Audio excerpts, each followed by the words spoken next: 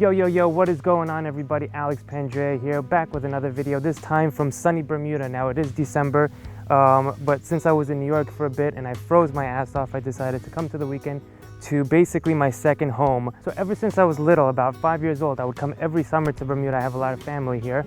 And this was the place, this was the actual house. You could see it in the background over there, where every summer I would come and I would practice my card magic and practice the sleight of hand by myself. I would run around here on the grass, and then after I was tired of playing with myself, well, sounded bad, kicking the ball around, let's just say, I would come back and grab a deck of cards, and for the rest of the night, all I would do is just practice card routines and card tricks on my family. So this is a big plus because you could have the time to yourself to practice and to do whatever you have to do to master, and then you have the ability to go out and show it right away. So I think that's also very important, instead of just sitting at home in your closet basically practicing card tricks or to the webcam or something, that you have the ability to, once it's sort of mastered, go out and try it out. So one thing that I was super obsessed with during that age was card controls, and I remember being here in particular and thinking about card controls in a very streamlined manner, as if I did not want to do a lot of moves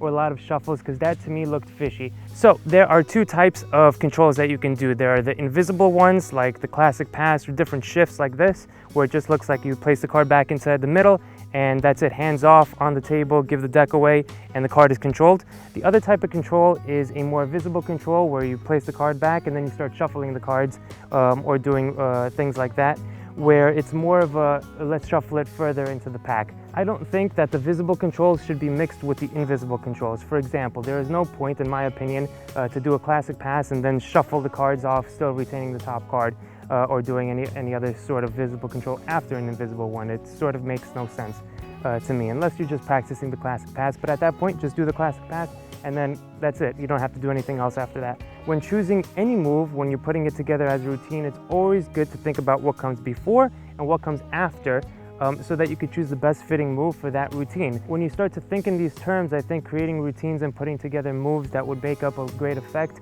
will come more natural and overall be a smoother, better effect. Now, with all that being said, I want to teach you guys one control that I've been doing since I was here as a little kid, and it was one of the first controls that I ever did come up with to take this to a streamlined approach of placing the card back into the middle of the deck, place the cards on top, and then hand it to the spectator, put it on the table, and so you don't have to do anything further than that. So let's take a look at it. It's pretty easy, and I hope you guys are gonna like it.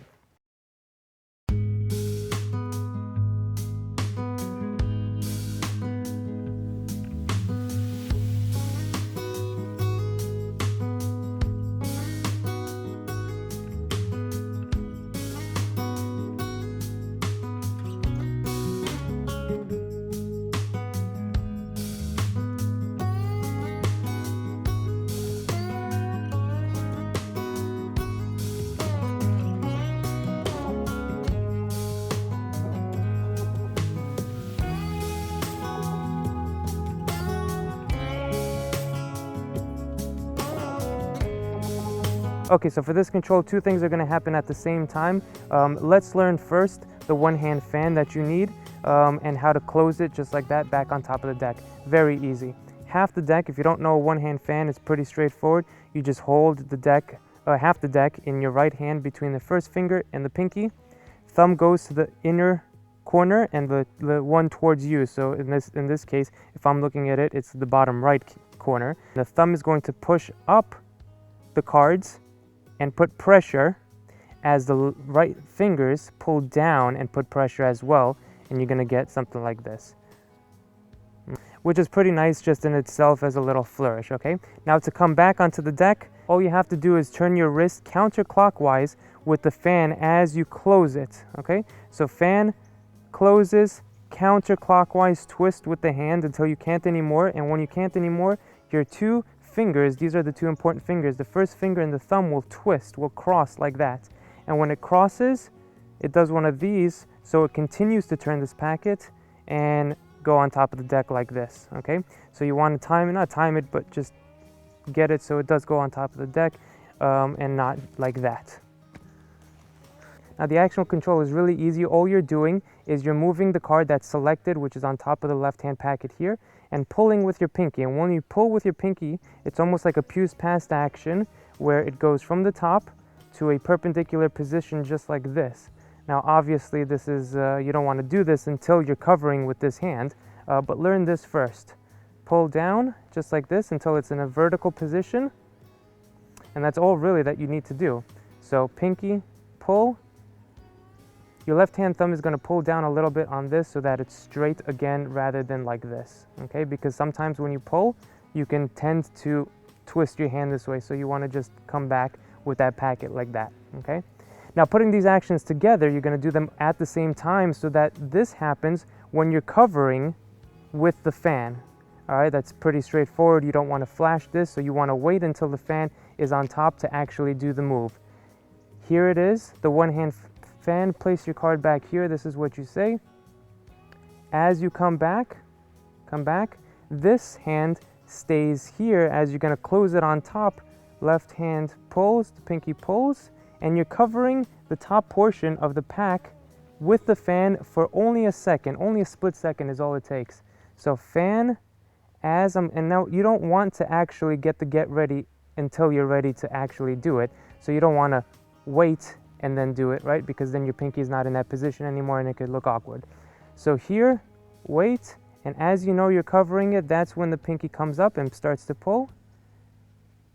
Thumb kicks this back, so now it's back into the position as it was, and now the card is controlled to the top. All right, here's from another angle. Fan, place your card back on top. As I come here, this comes here. Continue the fan. Now the card is on top, so now you can very slowly place this on top, and that card gets controlled. I like this control because it's very open. You could actually dribble the cards here, and go ahead, place your card back. Now you come back, do it, and now pick this packet up and dribble on top like this. So you don't have to rush this control that much. Another thing you can do is dribble. Go ahead, place your card back, or take that card, go ahead, place it back, show it around to everybody, blah, blah, blah.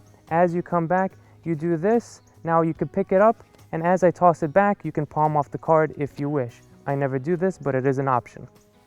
The angles of this are very nice also, so you can do it in multiple angles where the card is not seen to be controlled. From this angle, you know, maybe if they're lying on the floor and looking up, that's not a very good angle. All right, guys, so there you have it. There was my control. Like I said, I've been doing this for so many years, and I still use it to this day. I think it's a very nice streamlined, invisible control rather than taking the deck and shuffling it. You can just place the cards onto the table, dribble the cards nicely on top after the fan, and be done with it.